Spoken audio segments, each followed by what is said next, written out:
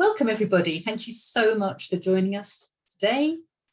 This is a brand new webinar we've got, which is all about presenting yourself online with impact. I'm Deborah O'Sullivan. For those of you who don't know me, I'm Managing Director at Ten2Two. I'll be your host tonight. And we're absolutely delighted to be joined by Paul Ryan, who is an actor, an executive coach, a presentation skills trainer. So he's going to have loads and loads of fantastic information for us tonight, which I hope you'll all benefit from. So we have 30 minutes for the presentation, and we're allowing 10 minutes after that for question and answers. Now, we might not get around to everything in terms of the Q&A, so just please be reassured if we don't answer your question, we will follow up with a handout by email, which will cover off any questions that we don't get time to answer tonight. Now, if you have a question, pop it in the question and answer box at the bottom of your screen. At any time, I'll keep an eye on those as we go through. And as I say, we'll try and get to as many as we possibly can. The webinar is being recorded, so you don't need to write loads and loads of notes. It takes a while to process, but it should be available on YouTube by Friday. So I think that's everything. I can still see people are joining, but I will crack on. So without further ado, I'd like to hand over to Paul Ryan. Welcome, Paul. Thanks very much indeed, Deborah. How lovely to be with you all this evening. Now, normally when I run this workshop, I've got maybe 8 or 10 people on the other side of wherever it is they're streaming from. And it means that I have an open conversation with everybody that's with me. Now, tonight, we're so overwhelmed by the number of people that have joined us. We won't be able to do that. So the person I'm going to be asking questions of, actually, I hope you don't mind, Deborah, is going to be you. Is that all right? It's fine. Right. So listen, let me just grab some glasses and I'm going to share my screen. Here's an interesting thought. You know, Shakespeare once said, all the world's a stage. Well, nowadays, he'd be better off saying all the world's a TV studio, because whether we like it or not, guess what? Zoom is here to stay. There's an incredible fact. I think in the November just before COVID struck, Zoom had 10 million global users. 6 months later, it had 300 million.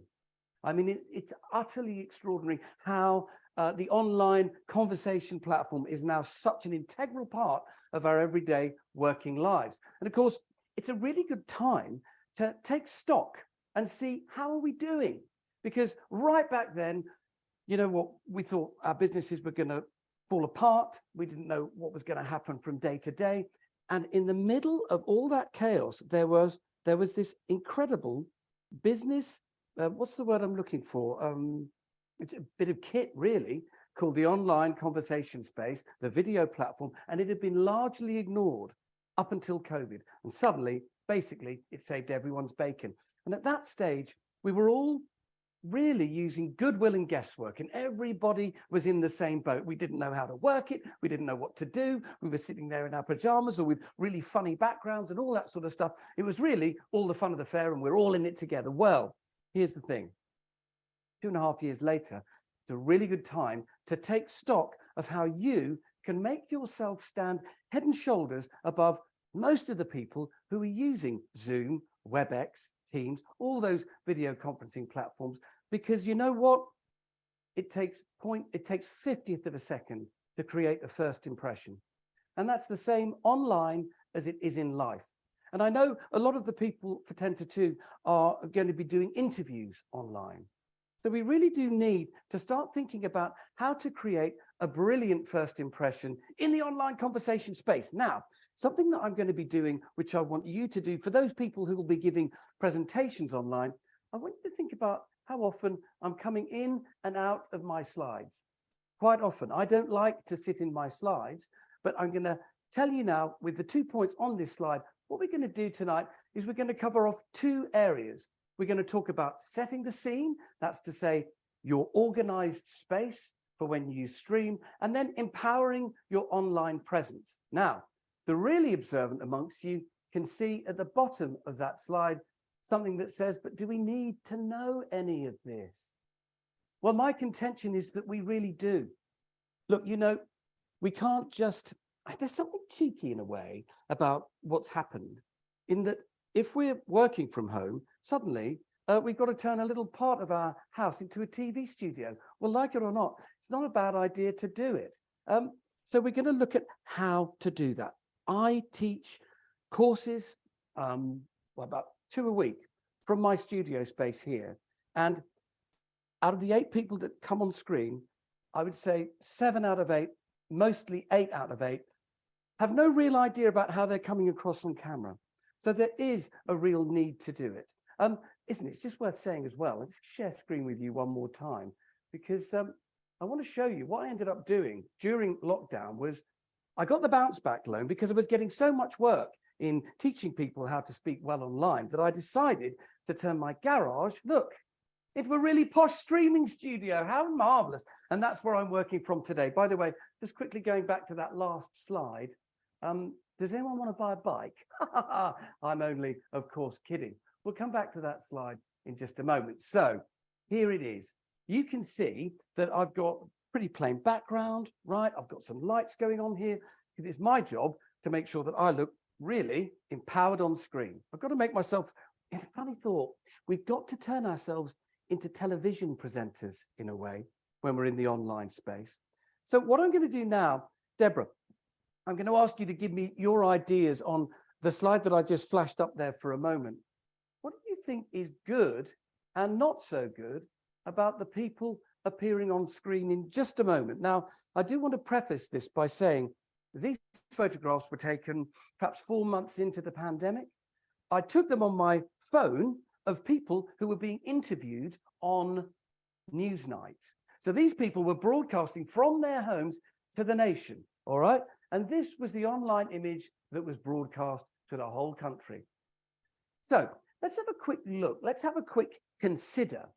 Debs, look at this gentleman here. You can see my cursor, can't you? Yes, I can. So what's good and what's not so good about this video image, do you think? I mean, the first thing that strikes me is his background. It's really distracting. Yeah. Yes, it's a very distracting, chaotic background. I agree. And he looks a bit frightened, like he's not looking at the camera. Yes, that's a really good observation. He's not looking at the camera. Absolutely. Give me anything else? If not, I'll throw in a few more observations. I don't know. We're allowed to comment on dress? Yeah, go on. What you got to say? Well, I just think the tie is probably a little bit distracting too. If you're concentrating on his face, then he's... Absolutely. But there's something else about his face, which is we can't see the top of his head. So he's doing that. Do you know what I mean? Now, we need to be centered in the screen. I'll go through how we can repair all these things. But a really big point, yes, he's not looking at the screen. Chaotic background. All right. And there's something else as well. I'm sure you can see it. His image is quite blurred, which I hadn't picked up on before. But somebody in one of my workshops said, why is his screen blurred? And I thought the only thing I can think of, because cameras on laptops are pretty good, the only thing I can think of was that when he lifted it up, he smudged the camera. So a simple tip, by the way, is to simply make sure you wipe your camera before you start streaming. Now, Deborah, what about the lady on the right of the screen? What about her? What's good? What's not so good? So she's looking at the camera, just picking up on your last point. She's very close to the screen. She's all head. She's all head, isn't she? Yeah. And she's quite shadowy, I would say, on her face. Yes, it's an interesting one because, you know, I think her lighting's pretty good, but it is down lighting. So there are a lot of shadows. I would say as well, if she'd just taken her laptop and switched it to the right, she'd have been properly framed without us having to look at a rather cheap little lighting switch there. She'd have been beautifully framed. I'm suddenly realizing we're sitting in this slide for quite a long time. So what about the gentleman in bottom left of your screen, Deborah? So his dress looks very smart, but he's off center. Yeah, he's off center. Absolutely, he's off center. He's not looking at the camera. And the other thing that he's doing is he's leaning on his desk. So we'll talk about that in a minute. And very briefly, tell me about the lady bottom right. What's good? What's not so good? She's looking at the camera, but she's very dark. She is, yeah, she's in silhouette. Now, what she's got there I'll come out of the slide. Just take a look at that lady there, bottom right. What she's got there is a fantastic opportunity to light her face with natural light, but she's made the mistake of sitting in front of her window, so she's silhouetted.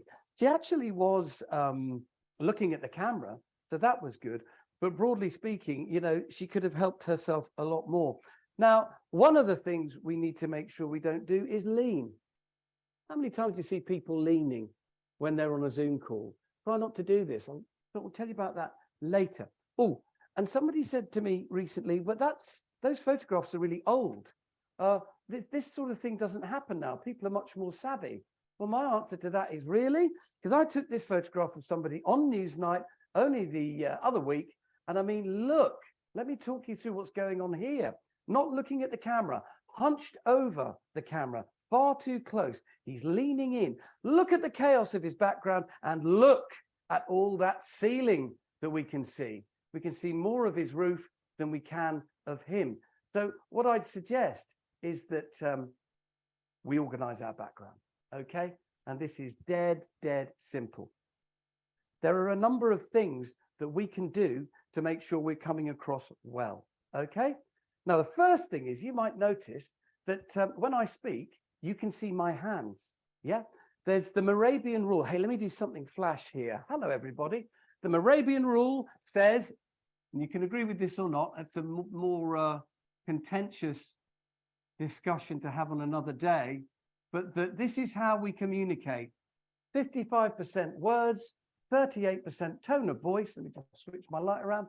38% tone of voice, 55% body language. And that is a lot of talk to lose if when you're online, people can't see your hands. So here's the thing, and let me just show you. I'll get the other camera here for you now. I am sitting 4 foot from my camera, okay? And I'll show this to you. 4 foot from my camera. Hello, my camera's in there. I have nothing to lean on apart from anything else, so I'm never going to lean on anything, except I might be tempted to lean on the arms of my chair. Certainly, if you're giving a presentation, I'd advise you not to do that. But 4 foot from the camera. Now, the other thing is that the camera is at eye level. Eye level. This is really important. This stops you, you know, doing typical nostril cam, where people can see up your nose and see the roof of your house and the cobwebs in the corner of the ceiling. We don't want any of that. We want the camera to be at eye level. And you can organize this really simply. Look, you don't have to spend a huge amount of money. Any box. Stick your laptop on a box, okay? And make sure 4 foot from the screen, camera at eye level. Now, the next thing, I want you to think about your background. Again, like I said, it's a bit cheeky, isn't it? Hang on a minute. All of a sudden, my home is supposed to be my workplace, and I've got to spend time and effort in making it look really good. Well, yeah, you have, really. If you want to come across well on screen, spend a few minutes making a few simple decisions around what's behind you. Now, you can use, as Deborah's got tonight, a wonderful virtual background. I think they work really well. I also think what works fantastically well sometimes is the blurred background option that you have on Zoom. As long as you are well lit, it can look really, really good. If you're in a situation where, well, it's your library, just organize things and place yourself centrally and position yourself in the middle of a couple of things behind you so that you're nicely positioned and centered between things that are going to help focus the viewer, excuse me, on you. All right, I think that's about it for now. We've talked about background, we've talked about 3 foot from the camera, we've talked about no leaning. Excuse me, I should have turned off my camera alerts there. All right, good. So as you can see, this is pretty easy. The next thing to remember is if you've got natural light, use natural light. Of course, tonight it's nighttime. Let me go back to my other camera. But look at the lights I've got going on here. Look at that. That's to go on my face. That's to go on my face. And over there, well, you'll see what that's for in a minute. But the point is, light is really important. There's something interesting. If people can see you, yes, they're more likely to want to hear you. It's as simple as that. Now, the thing about being 4 foot from the camera, like I said, is it's going to help your audience see more of you. Body language. I talked about this whole notion of 55% body language. We communicate how we're feeling and our energies, and we enunciate and underpin what we're saying by our body language. So let's help our audience by not being like that lady, yeah, with the bad light, and the switch on her left ear roll. Don't be just a talking head, 4 foot from the camera. Try, ladies and gentlemen, to be seen from your midriff upwards, okay? That would be my suggestion. All right, because the more your audience can see of you, the more they have a chance of understanding you. All right, now then, here we go. Paul, I've got a quick question here. Yeah, Deborah, go. Something about, do I need all this high-tech equipment? No, you don't need it. I mean, really, as long as you've got, you could do this on a laptop, on a desktop, on an iPhone. As long as you're well lit and the camera is still. Now, this is a really important point. If you're working from a phone, great. Zoom works brilliantly on a phone. My one concern is when people don't have the phone static or they're holding the phone, okay? Because this is not going to help you come across well.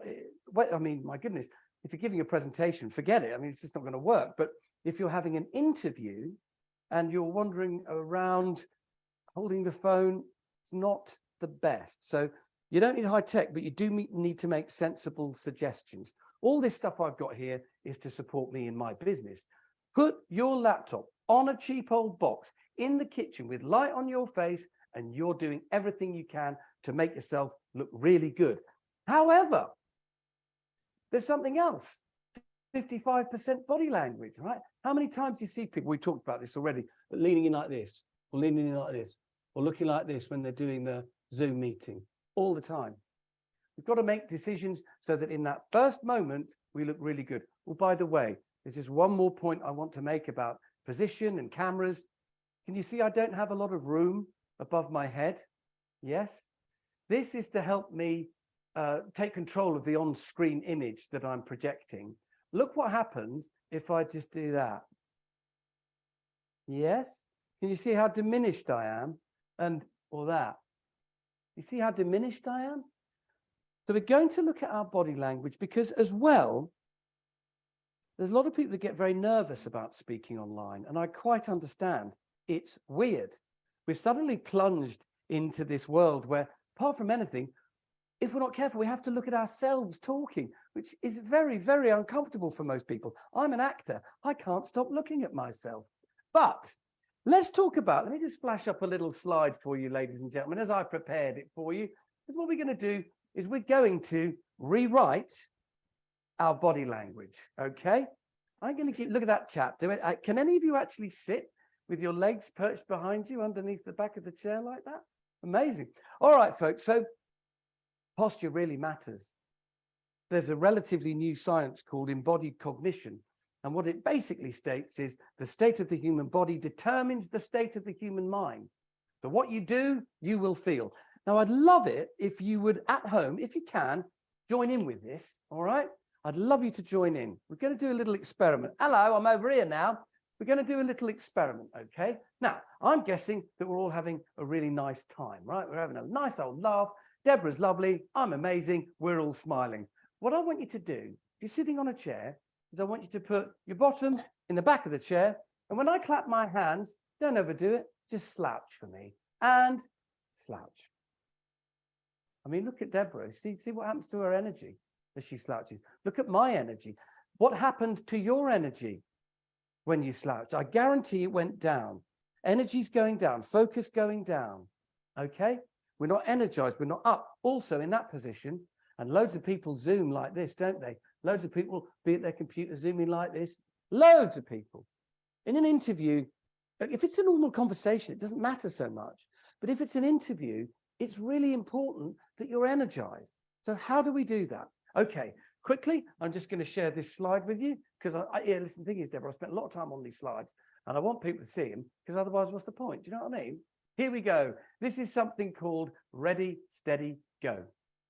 Now, it's dead simple. I love what I teach because I use what I teach.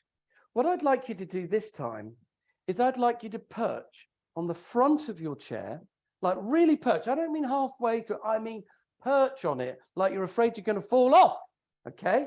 And then I want you to place one foot slightly behind the other. You can see my feet there. One foot slightly behind the other, like you're in a starting blocks. Yeah. Like you're in starting blocks. Well, hey, and I want you to sit upright. Really important. And I want you to sit for now with your hands on your lap, palms up. Okay. Now, this is what I call ready, steady, go. And it's so simple. I want you to try and do it for me now. Ready, steady, go. And notice how much taller you're sitting in the saddle. Look at Deborah now. My God, she's beaming. The energy coming off her is incredible. But you'll feel this change if you use this stuff. Now, let's see what happens when I go online. Shall we see? Here we go. Now, I guarantee when I started today, I was using ready, steady, go, plus one other element, which I'll share with you. But look, as we said before, not too much headroom. I'll go through the list again. Camera 4 foot from the face up, camera in line with your eyes. Marvelous. And now I'm sitting in ready, steady, go. You can see that I look energized. How about this? How about that? Or this, or normally actually that. It's not the same. If you've got an interview online and you want to create that magic first impression, make a few decisions to empower that moment to help you stand out above all the people who are going for that position. Okay. And it's as simple as sitting in ready, steady, go.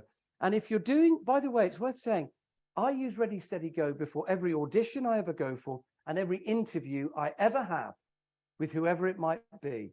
And in the corporate world now, if I'm going for a meeting, like the pressure's quite high because it can mean quite a lot of money, dear. And we all need to earn a bit of money, don't we? So I make sure I sit upright and ready, steady, go. It helps me breathe. It helps me think. All right. Now, let's have another little looky, Luno. I do want you to take on board the amount of times I'm inviting you to share screen with me and then jump out of the slides. All right, we've got a pen. We've got 2 chickens and we've got a pair of eyeballs. This is simple. All right, what does any of this mean? Has he gone completely mad? Has the man gone berserk? Possibly. But listen, it works for me, so I'm sure it's going to work for you. There's something really interesting about chickens, all right? We're going to do chickens, and we're going to do it now. It sounds weird. Did you tell them all to bring 2 chickens, by the way, Deborah? No. Ridiculous. All right, here it is. This is so simple, it's weird. But this is something of my own invention, by the way, you'll be glad to know. So chickens, we're in ready, steady, go. And instead of having our hands on our laps like this, we put our palms on our thighs, and we make sure we've got room for a small chicken under this arm and a small chicken under that one. It's simple. Okay, simple as that. You can see that, Deborah, quite clearly, can you? Yeah, okay, superb. Now let's do the same thing. Here I am. I'm getting ready for my Zoom. I'm perched. I'm in ready, steady, go. I've got the camera 4 foot from my face. It's at my eye line. I've got a wonderful background and I've got no chickens. Everybody, I want you to close your eyes. And when I ask you to open them, I want you to open them. Close your eyes now, please. And open your eyes now. It's amazing the difference, isn't it? You see that, oh, Deborah's doing her chickens as well. It really is a fantastic way of empowering you on that screen. All right. And it's dead simple. 2 chickens. That's all you need. All right. I'll show you again. No chickens. Not bad. In fact, why don't I go from bad to really best practice? Bad. Well, bad could be this, couldn't it? Bad. Does this happen in interviews where people turn off their camera? But do people turn off their camera in interviews? Not in interviews. So it's funny because we've got a couple of questions actually come through, which I was saving at the end. But no, there is. Well, maybe we'll do that at the end then. Okay. All right. All right. So what bad practice? This. Hello, I want a job. Hang on a minute. Bad. Great. Look at that. Makes all the difference in the world. Now there's something else. In that slide, there was a pen. Remember? I got a pen here. I was hoping that I'd have a. That doesn't matter. This is a very, very big pen. If you can do this with your finger, actually. In fact, let's do it with our fingers because I'll probably break my jaw on that pen, the magic marker. We're all going to do this. It's weird, but again, I want you to try it and I want you to go with it. we're going to take our finger, we're going to put our fingers between our teeth, making sure that our lips do not touch our finger. We're going to hold the finger there for the count of 10. Then we're going to take our finger out and leave our lips in the same position. All right? Good luck, everybody. Off we go. And 10, 9, 8, 7, 6, 5, 4, 3, 2, 1. What are we doing? What are we doing? We're smiling. Actually, Debs is going, oh, I wasn't smiling. I don't know what you mean. We're smiling. We're smiling. Now, we fake to smile, but guess what? I'm prepared to say, for those of you that joined in with that, doing that is not going to make you feel sad, downhearted, miserable, or depressed. Absolutely not. What you've done is you've fooled your endocrine system to give you a burst of endorphins, because your endocrine system doesn't know the smile is fake. It just recognizes that the corners of your mouth are turned up. So boom, you get a little bit of endorphins. And that's going to make you feel what? Guess what? Happy or happier. Certainly less nervous. No, I'd say it's going to shift your mood. If you have a smile on your face, you'll have a smile in your heart. It's a bit nauseating, that, but it's true. Now I'm going to do the best practice thing again, and I'm going to change something at the end. I'm going to put everything in. Then let's see what happens when I change one thing. Ready, steady, go. Chickens. Smile. Now what?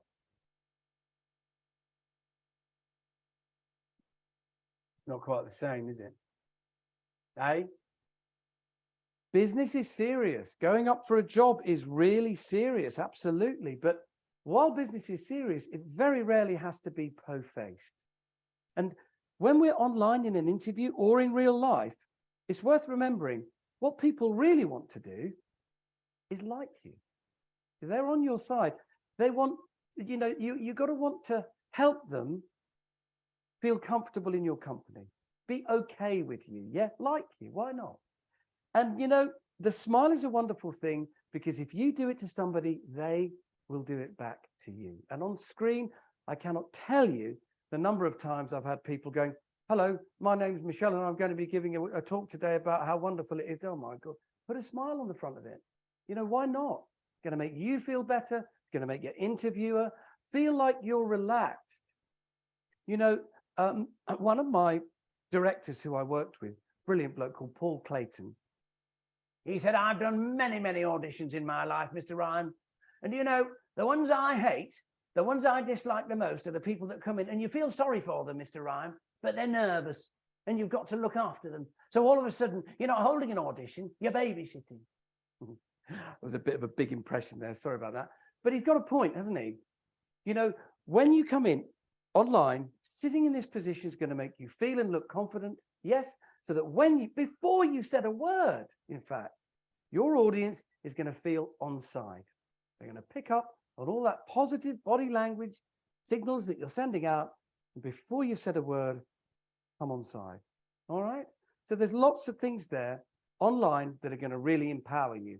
Now, Deborah, I'm just going to go back to this slide because it cost me all of 8 pence to buy the set of eyes. Here we go. See those eyes, those eyes, those eyes. What are those eyes? Oh, blimey, we're running out of time. What are they all about? Well, let me tell you something.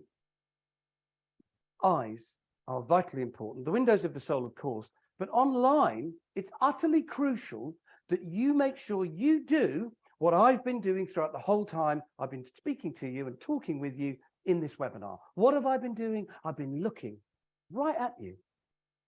Why? Because I'm looking at the lens of my camera. Now, what most people do and are still doing when they're on Zoom, they'll be looking down at the person who's speaking to them. Yes, or they'll be looking at a whole roster of 8 people. And I understand the instinct. It's because you want to pick up on the body language signals that they will be putting out so that you know your message is landing well. Well, guess what? Online, it don't work like that. What you'll have is 8 or 9 people or 2 people sitting there going, you won't get all the body language signals that will tell you how you're coming across.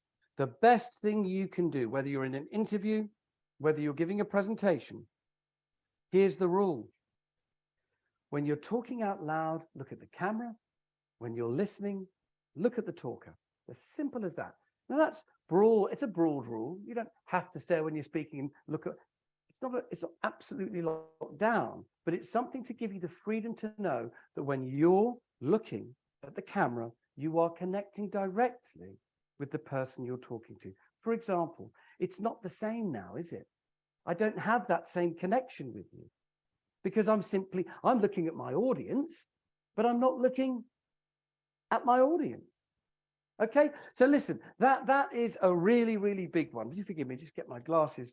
That's a really big takeaway. And I want, out of everything, I want you to think about that.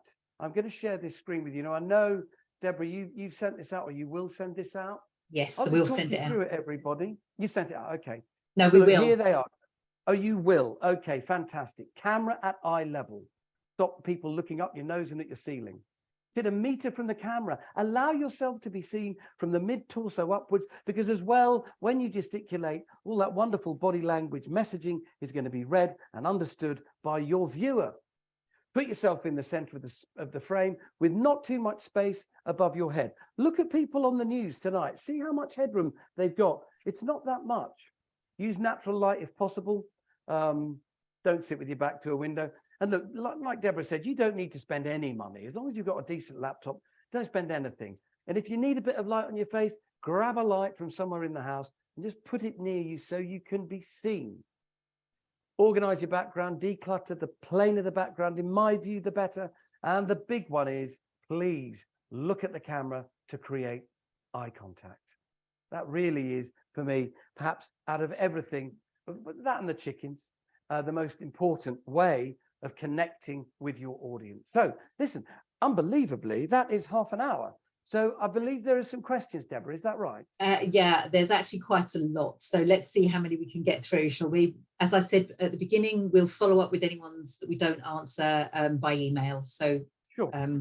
People don't need to feel we're missing out. So a couple of times different people have asked, are there any specific clothes or colours that you should wear during an interview online?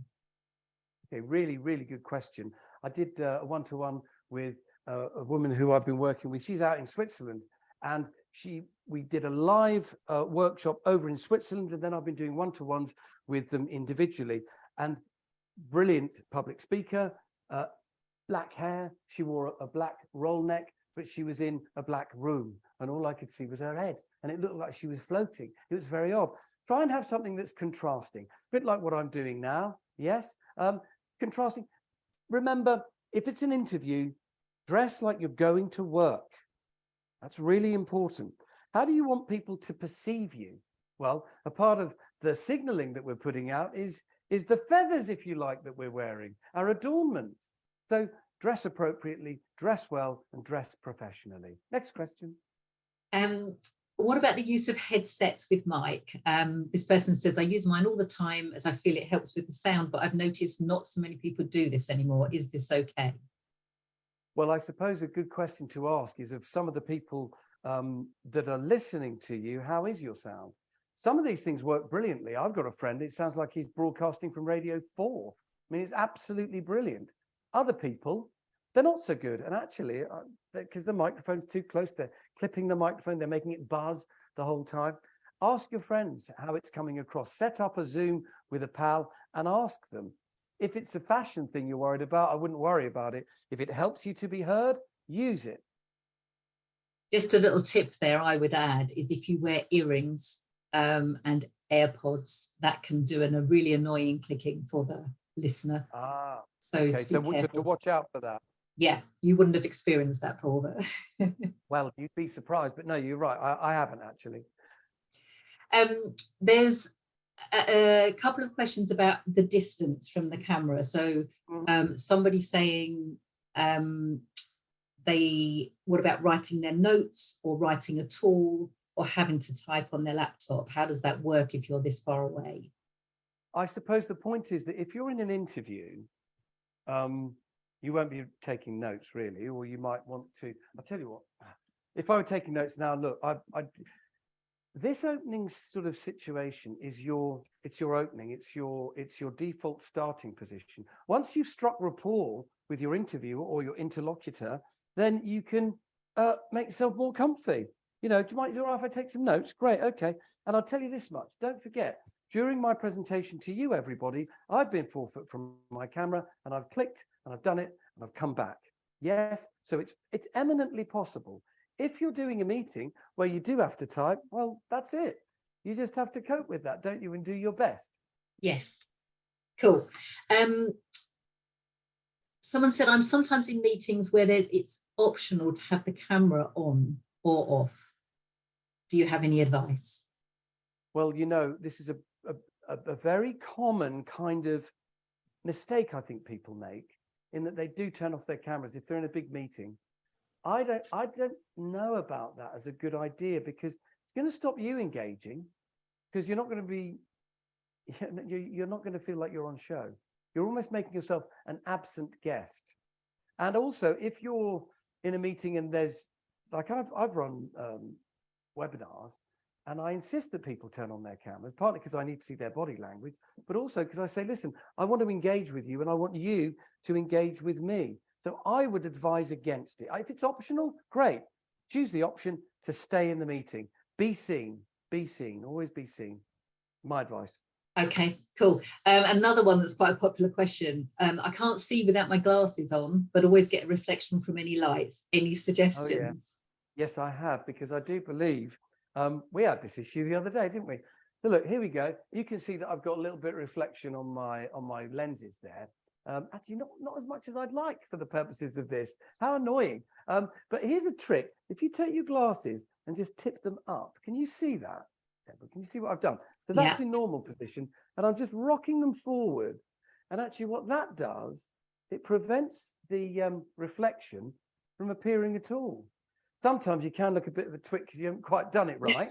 But if you can do that, then actually all of a sudden it takes that worry completely out of the equation. And that is my invention. So clever me. There you go.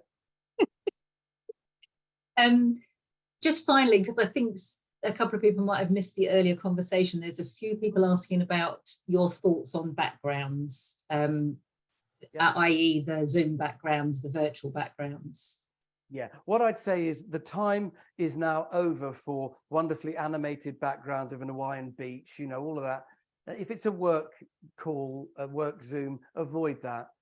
If you can, for me, the plainer the background, the better. I love a virtual background as long as you're well lit, okay?